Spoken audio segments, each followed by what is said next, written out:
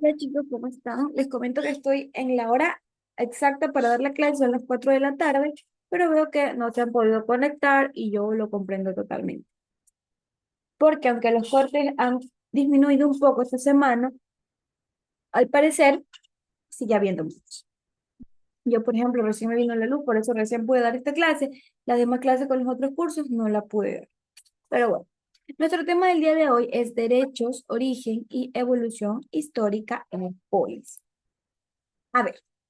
Este tema es fundamental para entender cómo han evolucionado los derechos a lo largo de las historias, de la historia, desde su origen en las antiguas polis griegas hasta su desarrollo en las sociedades modernas. Nos centraremos en dos de las ciudades más importantes de la antigua Grecia, Atenas y Esparta, cada una con un enfoque diferente hacia la organización política y los derechos de sus ciudadanos. A partir de la estructura de estas polis, veremos cómo el concepto de derechos fue limitado, desigual y excluyente, y cómo en el tiempo fue evolucionando. Discúlpenme, chicos, tengo un picor en la garganta súper feo.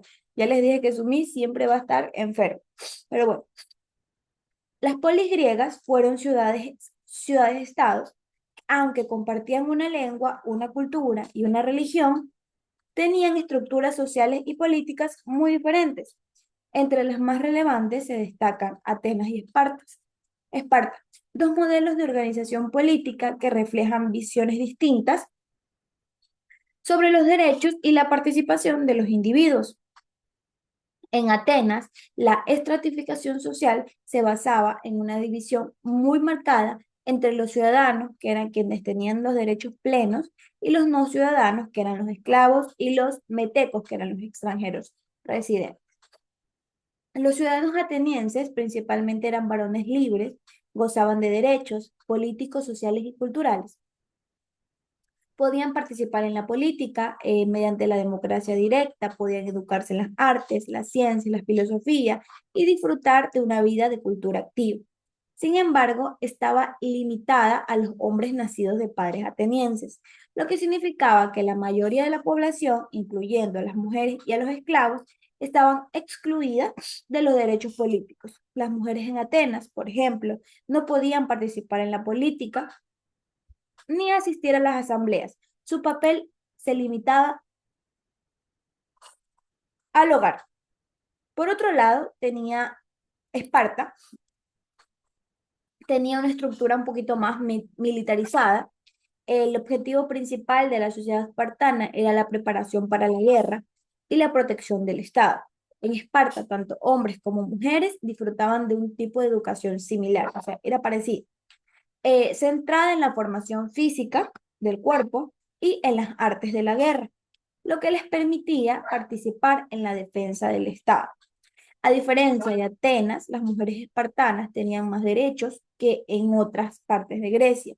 Eran responsables de la educación de futuros guerreros y tenían más libertad de movimiento, lo que contrastaba con la vida más restringida de las mujeres en Atenas. Sin embargo, a pesar de esta relativa autonomía, las mujeres espartanas no tenían derechos políticos. Ambas polis, tanto en Atenas como en Esparta, dependían de la esclavitud para el funcionamiento de su economía. Los esclavos eran considerados propiedad y no tenían derechos. Su trabajo era fundamental para que los ciudadanos puedan dedicarse a la política, el arte o la guerra. Los esclavos no solo trabajaban en la agricultura, sino que también realizaban tareas domésticas, administrativas y serviles en las casas de los ciudadanos.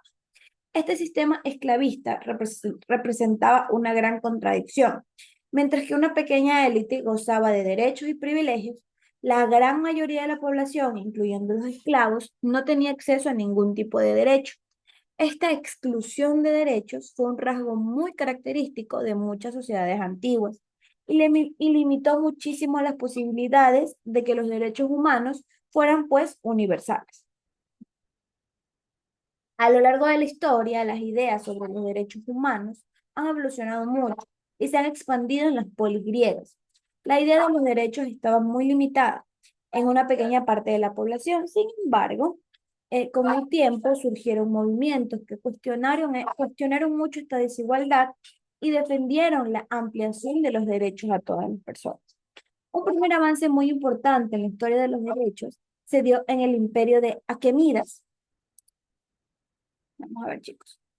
Aquí tenemos una en el imperio de Aquemídas, en Persia, el rey Ciro el Grande, que esto fue en el año 539 a.C., emitió un documento llamado el Cilindro de Ciro, que se considera una de las principales declaraciones de derechos humanos. En este documento, Ciro proclamaba su oposición a la esclavitud y defendía la libertad religiosa. Aunque no era una declaración universal de los derechos, fue un importante precedente de lucha por la libertad. En el mundo árabe, en el año 590 después de Cristo, se estableció el Pacto de los Virtuosos, un acuerdo entre tribus para proteger a los oprimidos y ayudarlos a luchar contra las injusticias. Este pacto subrayó la necesidad de la solidaridad entre todas las personas de las polis.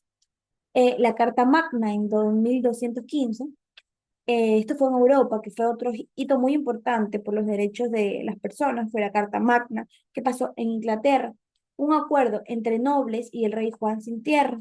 Esta carta limitaba al poder del monarca y otorgaba ciertos derechos a los nobles, como la protección contra impuestos excesivos y el derecho a poseer propiedades. Aunque la Carta Magna no reconocía derechos para todos los habitantes del reino, fue un paso muy importante hacia la limitación del poder absoluto y el establecimiento de principios de gobernanza democrática. La independencia de las colonias americanas, el contexto de las colonias americanas, la Declaración de Independencia de los Estados Unidos en 1777 fue otro avance que fue crucial en los derechos humanos. En ella se proclamó que todos los hombres tienen derechos inalienables como la vida, la libertad y la búsqueda de su felicidad. Entonces, chicos, para concluir, los derechos en la Grecia antigua eran un privilegio restringido en una pequeña parte de la población. Sin embargo, a lo largo de los años, de los siglos y a través de diversos tipos de luchas, las ideas de los derechos humanos fueron evolucionando, extendiéndose cada vez más hacia un contexto más universal. Hoy en día entendemos que los derechos humanos son universales e inalienables y que deben ser protegidos por absolutamente todas las personas, e incluso animales, sin importar su origen, su estatus o su género. Tenemos dos tareas el día de hoy, chicos, casi no se me ve por la luz del sol, pero bueno, me he conectado a las clases hoy, no sé si se ve a la hora cuando compartí pantalla, 4 de la tarde, y me imagino que ustedes no pudieron conectarse, pero espero verlos pronto. Chao, chao.